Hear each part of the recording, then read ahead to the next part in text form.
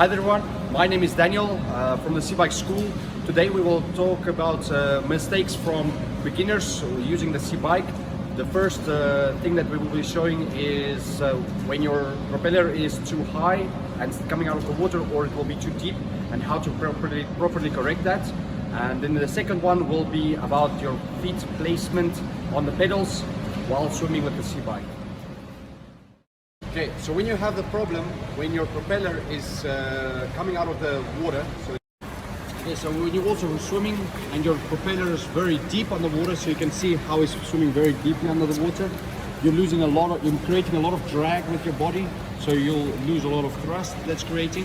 So by this, we're going to do the exact opposite of what we're doing when the propeller is actually coming out of the water. So if it's on the surface of the water, we will now start to move the float to the back, closer to the propeller, to actually lift the propeller. Okay, so in our Seabike we have the float. So the float has got extra small parts, so a small ring here. So if your propeller is coming out of the water, you can first actually remove this small part. Okay, so you're moving the small part and put it to the side.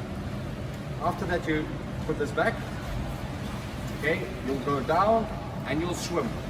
If you swim and you feel your propeller is still coming out of the water, after that you just bring it up and just move it down the frame a little bit like this.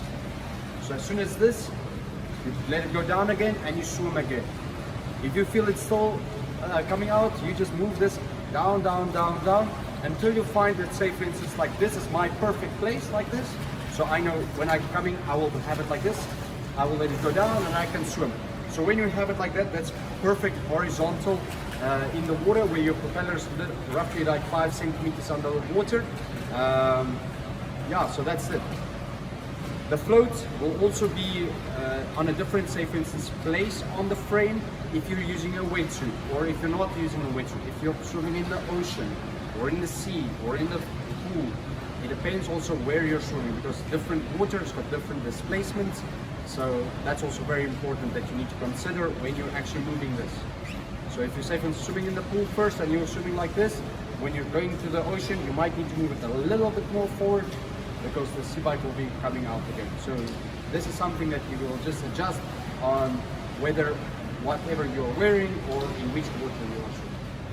So as you can see now, we actually made it the proper way. So this propeller is not very deep in the water and also not coming out of the top of the water. So this is the perfect place for Alexei to swim. So when you're going to use just by normal thrusts without smoothly turning the pedals, your feet will be actually sliding off the pedals, and by this you will lose a lot of thrust as well. And you want to have it on the ball of your foot, so you need to gently turn. Okay, so also when you're swimming, you need to have your feet properly placed on the pedals. So when we're going to swim and you have your right side, so that's my side, right? And I'm going to put my feet on the pedals. You don't need to put your feet like this on the pedal, because then your feet will immediately slip off the pedal when you're going to be swimming. So what you want to do is you want to have it on the ball of your foot, where your toes can almost catch the actual pedal. So you want to hold the pedal with your toes. And by this, when both of your feet is like this, you can just very gently, smoothly turn the pedal. So with this, the secret of swimming very easily and very fast with the Seabike is swimming very gentle, turning the pedal, so the gear system will actually do the work and not your legs. So what's happening is like that. If you're going to be swimming with very like a thrust like this, your feet will definitely slip off the pedals. But what we want to do is you want to gently turn the pedal, so you just like gently turning. By this, you'll be more relaxed, and also the Seabike will be performing more better.